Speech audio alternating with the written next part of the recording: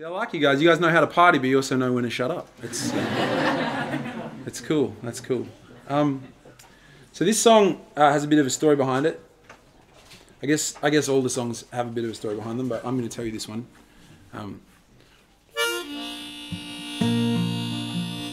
This song is called Summer in New Zealand. Has anyone here ever been to New Zealand? Like 3 people. That's you live there? No way. The great town of Motueka. Motueka. Yeah. There's a town in New Zealand called Waikikamuka.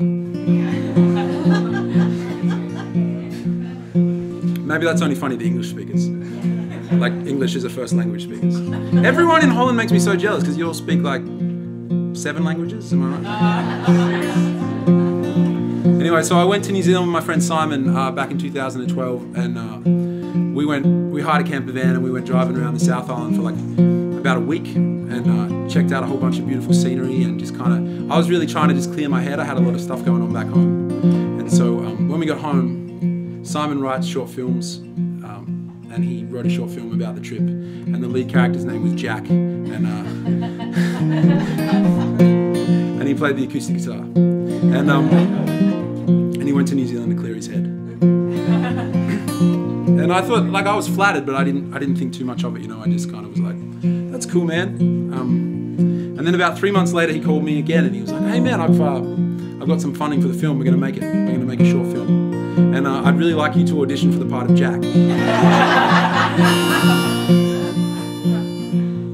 So I said no.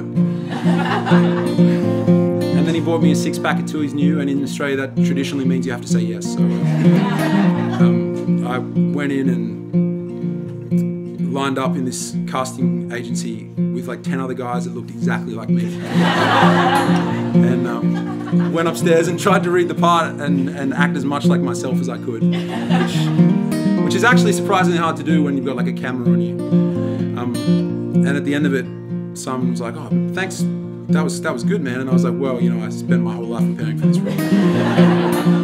And I went down the street to get myself a coffee. And then about, I don't know, 45 minutes later, my phone rang and it was Simon. And he said, hey, man. I said, hey. Actually, he said, g'day, mate, because that's what everyone in Australia says. He said, oh, I really appreciate you coming in today. You did a really good job. We've decided to give the part to someone else, though.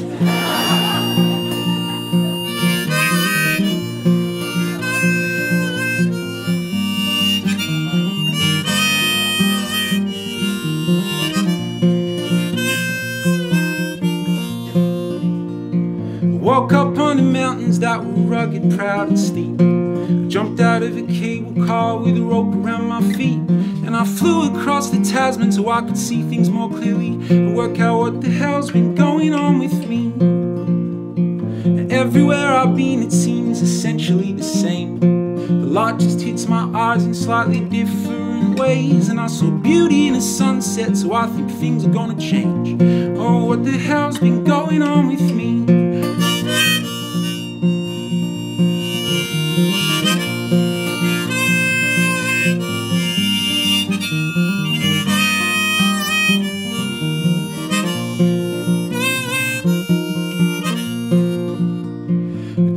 To a harbour that was forged by ice and snow.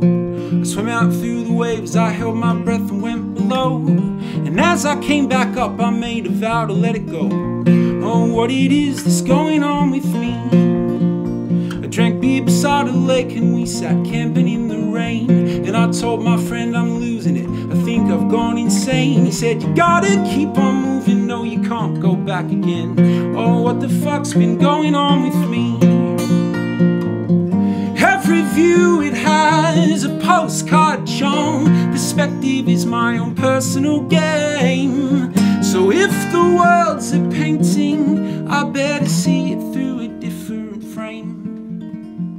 I met a girl in Arrowtown, she had hair of amber red. And I took her out to dinner, then I took her to my bed. And I never felt so lonely as when she looked at me and said, oh, you make me feel there's something wrong with me.